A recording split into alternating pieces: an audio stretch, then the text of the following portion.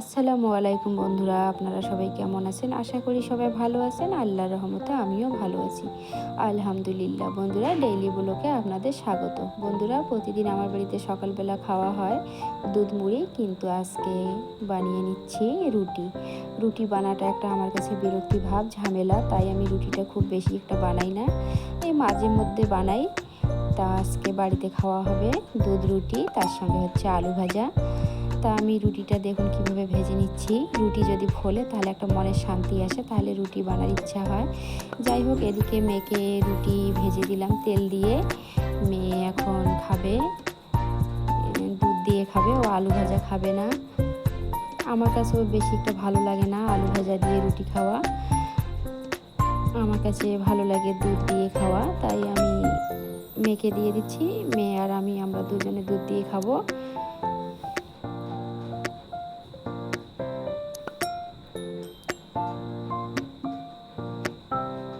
দুধের মধ্যে চিনি দিয়ে দিলাম। বন্ধুরা, এদিকে আমার একটা পার্সেল চলে আসলো। পার্সেলটা আমার মেয়ে আনবক্সিং করে নিল। কিছু গ্লাস, এই গ্লাসটা বলুন তো কিসের, প্লাস্টিক না কাঁচ না চার্জ, যাই হোক বন্ধুরা, এদিকে বৃষ্টি চলে আসলো। আমাদের এখানে এই বৃষ্টি এই রোদ এরকম একটা ব্যাপার চলছে। বৃষ্টিতে আমার বারান্দাটার অর্ধেকটা অংশ ভিজিয়ে যায়। বন্ধুরা, আমি এখন বারান্দাটা ঝাড় দিয়ে দিচ্ছি,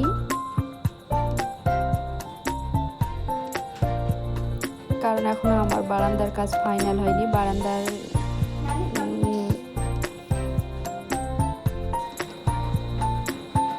বন্ধুরা, প্রতিদিন এই রোদ এই বৃষ্টি এরকম একটা ব্যাপার চলছে আমাদের এখানে।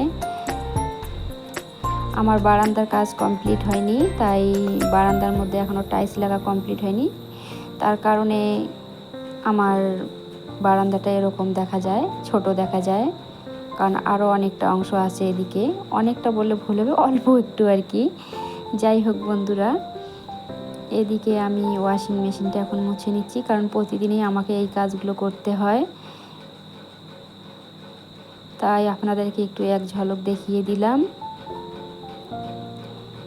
কারণ আমার কোনো ক্যামেরাম্যান নেই, একাই আমাকে সব করতে হয়।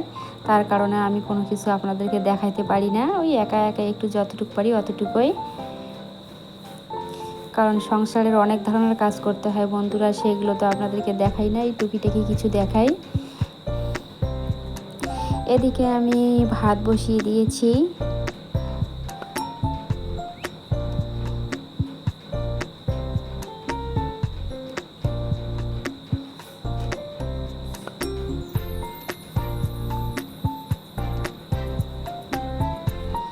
এদিকে কিছু ছোট মাছ নিয়ে আসছে বন্ধুরা। এই মাছ কাটা যে কি ঝামেলা, এই মাছ কাটা খুব বিরক্তি ভাব। এই মাছ আমাকে একদম কাটা ইচ্ছা করে না, এই মাছ নিয়ে আসলে আমার কান্না এসে যায়। যাই হোক বন্ধুরা, এখন এই মাছটা আমি এখন কেটে নিচ্ছি। এদিকে আমি ভাত আমার হয়ে গিয়েছে, এদিকে ডাল বসিয়ে দিয়েছি।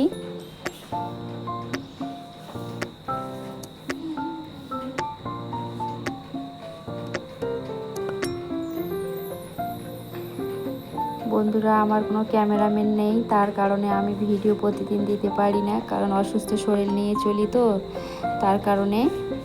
তবে আমি চেষ্টা করব প্রতিদিন আপনাদেরকে ভিডিও দেওয়ার জন্য। আজকে আমি বানাবো মুসুর ডাল, ছোট মাছের ভাজা, আর হচ্ছে আলু সানাটা একটা কমন আমার বাড়ির। যাই হোক বন্ধুরা, এদিকে আমি ডালটা এখন ফোড়ন দিয়ে নিব।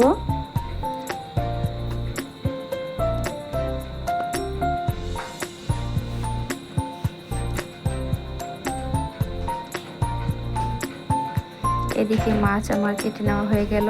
তা অর্ধেক মাছ আমি ফ্রিজে রেখে দিব, আর অর্ধেক মাছ আমি বানাবো, কারণ আমার বাড়িতে ছোট মাছটা খুব বেশি একটা খায় না। আমার মেয়েও খায় না, আমার ছেলেও খায় না, শুধু আমি আর আমার হাজব্যান্ড দুজনেই আমরা খাই। মেয়ে ছেলে বলতে গেলে খুবই কম খায়, তার জন্য আমি অর্ধেক রেখে দিব। এদিকে ডালটা আমার হয়ে গেল।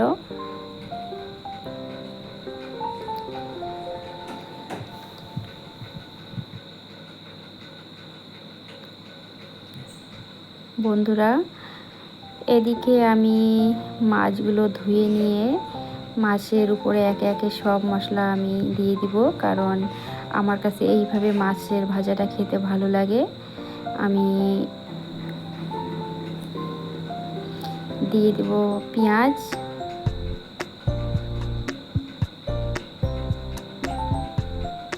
কাঁচা লঙ্কা আর দিয়ে দেব নুন হলুদ দিয়ে মেখে আমি কড়াইয়ে একবারে দিয়ে দিব, কারণ আমার কাছে ওইভাবে খেতে ভালো লাগে।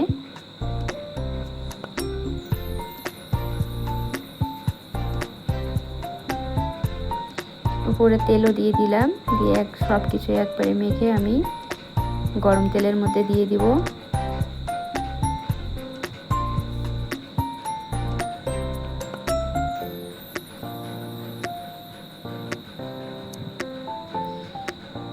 বন্ধুরা, রান্না অত কিছু পারি না, যতটুকু পারি অতটুকু আপনাদেরকে দেখালাম। বন্ধুরা, একজন এক একভাবে রান্না করে, তবে আমি যেভাবে রান্না করি আমার কাছে ওটাই বেস্ট মনে হয়।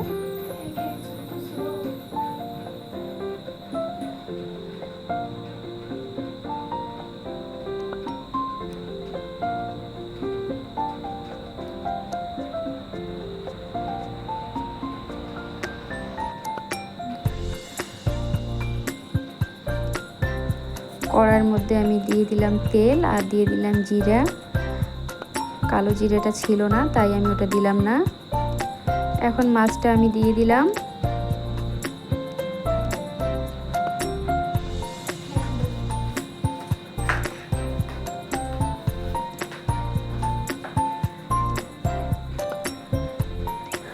বন্ধুরা, শরীর ভালো না, তাই কথা বলার কোনো এনার্জি নাই, তাই বেশি কিছু বলতেছি না, কথা বলার একদম ইচ্ছা করতেছে না। এদিকে আমার ডাল হয়ে গেল, মাছের ভাজা হয়ে গেল, আলু সানা হয়ে গেল।